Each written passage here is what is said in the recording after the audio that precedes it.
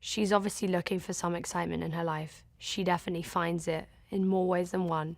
You know, she's a character who'd never been in love and who'd never really experienced so much because she spent so long, becoming,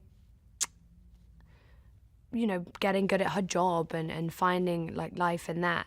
And I think for the first time she was living a life that she kind of wanted. She found love. She obviously had, this big part of her that she couldn't control. But I think her whole life had been kind of controlled. I do think of them as the same character, but obviously it's two very opposite sides.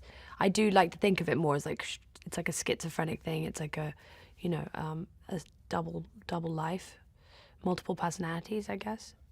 But I think it's funny because for everyone that watches it, we all have two sides of us, maybe more, and I feel like everyone can kind of relate to that, like a good and an evil.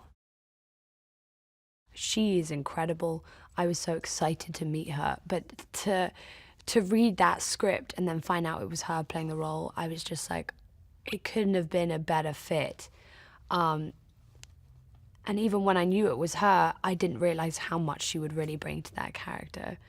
She just was so badass. I don't really remember seeing a movie where, the women got such important,